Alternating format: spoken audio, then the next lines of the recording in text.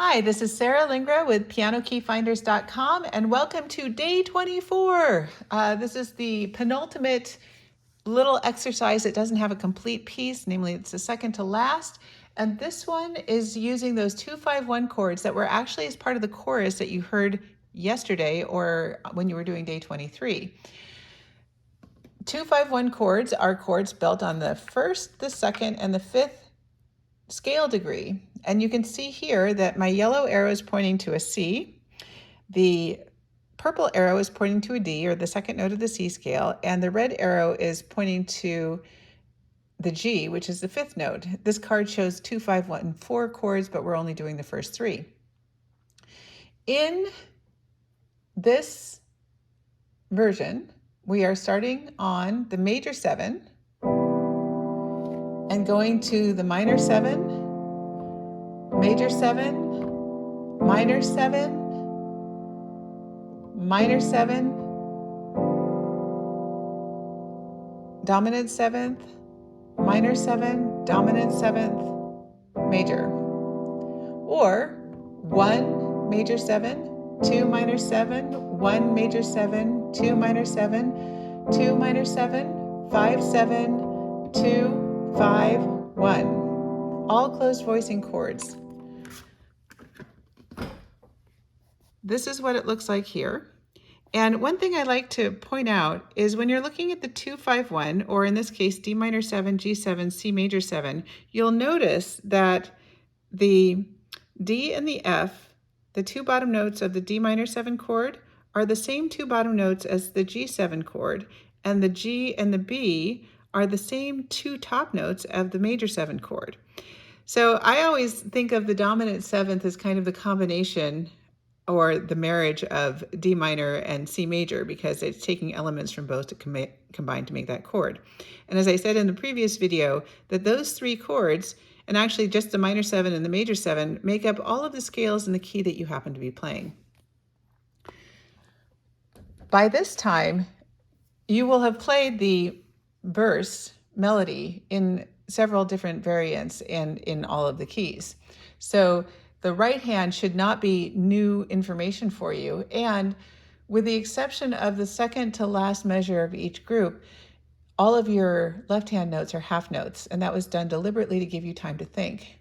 Another thing that I find really interesting about this one is that you're playing a D minor 7 chord for the second and the fourth bar, but because the melody tone above it is different, the chord quality changes and it sounds like they're almost two different chords. Here we go.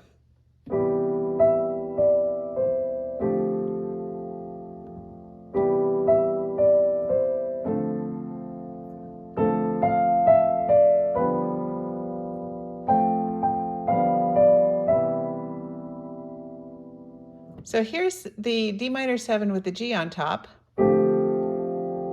And here's the D minor 7 with the A on top. It's so interesting to me how almost the same sounds completely different. Here we go again.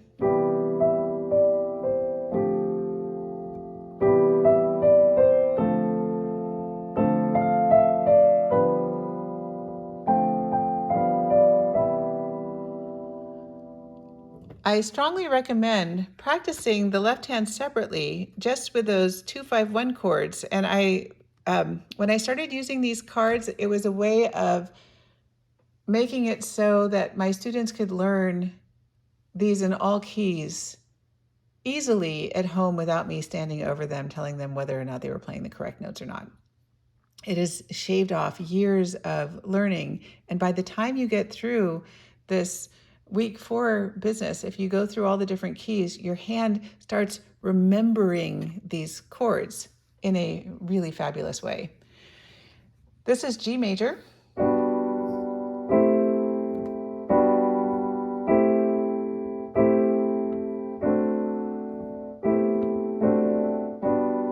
And again, you'll see that my thumb is there on that F sharp. And having my thumb on there when I'm going from the D7 to the G major 7 chord is how I can manage these chords without looking down at my hand. Here's the piece in G major.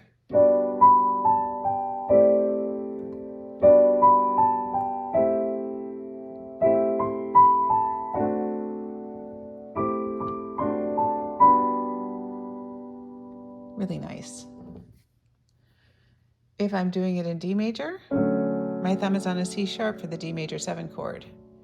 E minor, D major 7, E minor 7, A7, E, A, D. 2 sharps, so I have to remember that I have an F sharp here and I'll be playing a C sharp later on.